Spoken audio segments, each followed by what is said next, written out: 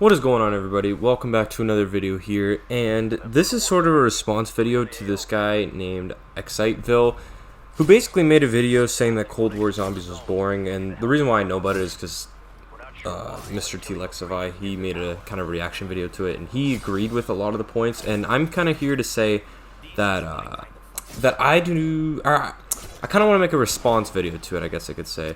Because I think that this game is actually one of the best games that Treyarch's ever released.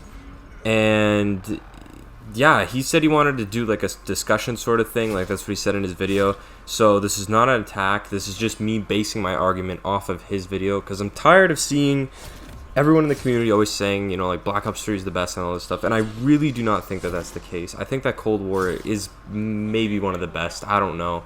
But I'm definitely here to say that kind of dismantles his points on why it's boring.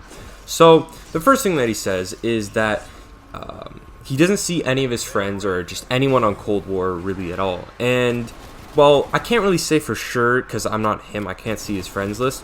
You can't base your opinion off it being boring or if it being objectively bad off of that. That's more of like a situational thing, because all I'm gonna say is I can always, you know, start a lobby and I'll always find a lobby, full lobby, like within like the first 5 seconds. And just as Activision said, you know, Zombies Outbreak had the most amount of players playing Cold War even since launch, or not even like even more than launch. It's been the most amount of people playing Zombies of all time. So I mean, that's a pretty good statistic. I don't know if that's inflated or at all. I don't really know. But if you think about it, you know, CODs in the past, such as Black Ops 3, you know, he says that Black Ops 3, he always saw people online, all of his friends and stuff like that. And if you think about it, Black Ops 3 really didn't have much more than Cold War does. You know, if you guys especially remember Zetsubo no Shima to Garad Krovi, that was a totally dead period. You know, no one was making guides or anything like that, obviously. No one was making any YouTube videos. No one was really doing anything. The community was completely dead. You know, the Black Ops 3, people just logged in, did the Easter egg, and then they hopped off. They didn't go for high rounds or any of this kind of stuff unless you were like an actual really skilled player. And you know, he says that his friends were online during this time, like, but like you have way less to do in that than you do in this, because in Black Ops 3 you didn't really have grindable, you know, calling cards. You didn't really have grindable intel. You didn't have grindable anything really. You had like the camos, but those weren't really grindable. And the content creators, like I said, they just weren't really making anything. So you had the content creators, they weren't making anything. The game basically had zero content. You had a map released, and then the Easter egg was beaten, and then no one did anything on it. It was super dry. If you guys even remember that, Zetsubo Garad was really bad, as well as Garad to Revelations. Those are two really bad points. And the problem is, or the thing is that Cold War gets frequent updates in between its things. It releases new maps, new game modes, new guns, new intel, new everything really. It gives it so much more substance to it. Whereas, let's say Garad to, or Zetsubo to Garad was like that dead period. From D-Machine, or sorry, Firebase to the next map, you know, we have Outbreak, we have different modes, we have new guns, like I said, new intel, all this stuff to kind of spice up the game and, you know, keep us engaged in what's actually going on. Even the new Sanatorium update, like all this kind of stuff. And it's just, it makes me frustrated because, you know, people will say, oh yeah, Black Ops 3, all my friends are online, when really there's so much more content in Cold War, and it's just uncomparable. Because Black Ops 3, you know, like I said, you get on, you just do the Easter egg, you don't do whatever, and then you hop off. There isn't really much substance to it. And he also says here that Black Ops 3 was the best Zombies game objectively, which is a bold statement because, like I said before, if you run through all the sections, you know, objectively, what does that actually mean? What are the criteria? So I'd say the content, you know, how much content was actually in the game. And there's not as much as Cold War. Like I said, you had the, 6 maps plus Zombies Chronicles, and that's it. And they basically all play the same. They're all basically the same thing. Like, you play Shadows of Evil, you kind of play all the rest. It's just giant quest-based maps with a huge Easter egg and a boss fight. And I'm not saying that that's bad. I'm just saying that, like, there was a significant lack of content. In between maps, like I said, dead game. the YouTubers log in, they do their Easter egg, and then the community is a super high point, and then it just drops. Viewership is super low, everything like that. And there just wasn't much. There's no game modes, just nothing really. The maps didn't get updated at all. There was no like new radios or anything like that. You just basically hopped in the game, did the Easter egg, and then you waited for the next map, which is not a good thing for zombies. And if you want to look at it in terms of views, how much views we're getting, the peak was actually Black Ops 2, so that doesn't actually make any sense for Black Ops 3 either. If you look at the maps, like I said, the maps are really generic. Like they're good, but like they're super generic. You go in this long quest, there's no variation. There's no like you kind of play them all. If you play one, you kind of play them all. So, for example, like Shadows of Evil feels like Horizon Drac, which feels like Zetsubo, which feels like Garad. It's all these long quest maps. Whereas if you go on Black Ops 2 and you play Nuketown, that's a lot different from Origins, which is a lot different from Buried, which is a lot different from Die Rise. You know what I mean? Like, there's just a lot of variation. And the content creation, like I said, within Black Ops 3, it just died after the Easter egg. Easter egg gets completed, dies right after. There's really nothing else that the people were making. Whereas with Cold War, there's a lot that people are making, content on. People are making theory videos again, which is a long forgotten thing from the past. People are making videos like guys, like I said, and people are making, just high round videos, Easter egg speedruns, just doing a lot of just different things, trying out different things that are, that help to, I guess you could say, add some variety to the actual videos.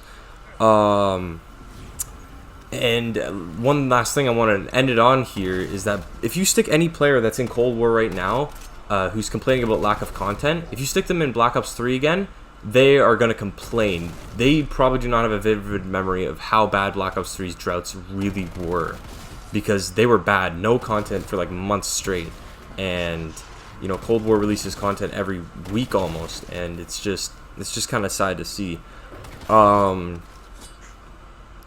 Like I said, it's not a lack of content.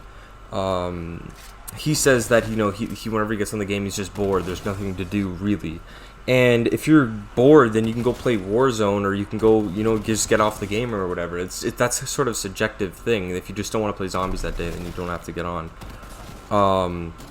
And you also see here that multiplayer, the only time that zombies gets updated, which is when multiplayer gets updated, which to an extent is true. Like for example, the Reloaded updates, the mid-season updates, the seasonal updates, stuff like that.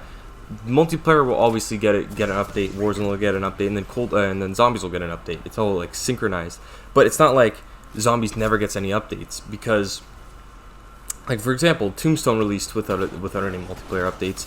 Balance changes released out without any updates. The Death Machine released without any multiplayer updates, and whatever multiplayer content does come to the game, like the new maps, they all get ported over into zombies anyway through Onslaught and through Outbreak. So it's virtually whatever multiplayer gets, we get. So I'd say it's even better than than just multiplayer releasing content, because whatever multiplayer releases goes into zombies. So,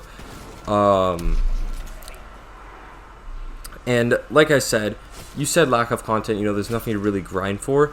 But for example, you can grind for, you can grind for camos. You can grind for the intel. You can grind to what is it? Calling cards. You can grind for high rounds. You can grind for Easter egg speedruns. You can do just so many different things in the game. And for someone to say, "Oh yeah, there's a lack of content," think about it back to Black Ops 3 again.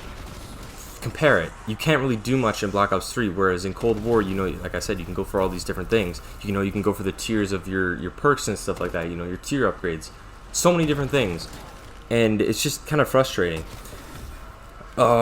Next thing you like to say here is that Black Ops or Cold War played it safe, which I completely disagree with, because I think that Cold War took even more risks than Black Ops 4. That's arguable, but I think it really did. If you think about things like Outbreak and like all the other new modes that they introduced, Outbreak's a huge open world experience. Like that's such a huge risk to introduce into the game. Craftables, craftable equipment. No more, spinning the box to get your monkeys or anything like that. You actually have to go get salvage and craft it, which is a huge thing. Droppable items that drop on the floor, like lethals and all that stuff. That's big risks. Score streaks, stuff like that. big risks. Making a completely new storyline, which I know it's still connected to the past, but they aren't bringing back any of the old characters or anything like that. It's sort of in its own realm. It's the next chapter. Attachments, stuff like that. Rarities of weapons, the intel. Making high rounds a bit more easier. However, making the AIs like harder, I guess you could say. Tier upgrades, stuff like that. Like that's all big risks that they took, and they really did pay off. And you also say that the game is too easy, quote unquote. I mean, is it really bad that the Easter eggs, okay, because I'm sure that most people really liked to do Easter eggs that took it like 20 hours to solve, and then they're super difficult, and like no person without a guide would ever be able to solve them. Or go for high rounds that take you like 5 hours to get to round 50.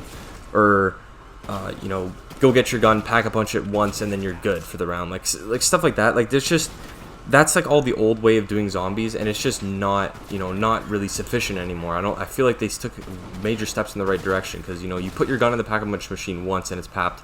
That's not really fun. That's not good progression. It was good for the time, but like adding 3 tiers of pack-a-punch and then 5 tiers of rarity, that adds more. You're spending your rounds into the 30s and 40s trying to get your guns fully upgraded. And like for example, like the hard Easter eggs, like I said, people trying to solve them on their own. There's no way you could ever solve any of the BO4 or BO3 Easter eggs on your own. Maybe the BO3, maybe Shadows of Evil, maybe Horizon Drac, but like definitely not Zetsubou no Shima or Revelations at all. There's no chance. And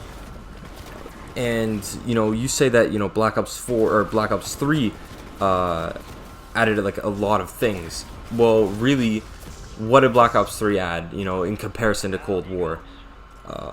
Actually, I'm not sure if you said it added a lot of things, but you implied that Cold War didn't really add anything. Well, and you praised Black Ops 3. What did Black Ops 3 add? It added Gobblegums. That's literally it. It didn't add anything else. It was basically just Origins rehashed throughout the entire season. I'm sorry to say it, but it's just true. And then you go over and diss on Outbreak, which I'm not going to lie is kind of upsetting, because Outbreak, you say that it's basically just Warzone zombies, which no, it's not really at all, because Warzone is a battle royale and Outbreak is a co-op survival mode, and it's nothing alike at all. I don't even know why you said that. But you also make a point here, coincidentally, no pun intended, on the point system, and you're saying that it's something that people that people complain about and stuff like that, which I hear people complain about it all the time. But points need to be like that, because when you get to like round 4, round 3, you already have like 15,000 points. So it basically just kill progression. If you were already getting 115 points per kill, it would probably just kill the progression, because I find most of the time that like by round 4, I can already get like a gun at least double papped, get it like all my perks almost. And if you can't get all your perks, then just go do the side quests. Like, it's really not that hard. By round 7, at least, round 7 or 8, you'll have your full setup, and you want progression to be like that. You don't want to kill progression by making yourself, fully set up by round 2, because that just wouldn't be fun. But it's fun to progress like that, or at least for me, I feel like it is. And then you also say that, which I agree with you on this, is that the 2 live system, or like, if you fail an objective, you should get an extra life, and maybe they could do something like that, or maybe when you fail an objective, you can still exfil from the round, you just can't move on to the next objective. I don't know. Maybe they could do something to that, but I find it's pretty good. I mean, it's pretty fair, to be honest. But that's about it, man. I kind of rambled on here a little bit, but I just don't want Cold War to be shit on, because I think it's one of the best games we've ever received. It has like the most amount of content, like I said, and definitely more content than BO3. BO3 with its droughts and all that stuff. And I think that it took, significant risks, and I think they all pay off. No hate towards you, Exciteville, like no hate at all. I just wanted to make a response video, kind of just giving my thoughts. It was just a straight up commentary, I guess you could say. And that's about it. So I hope you guys all have a great day, and peace out.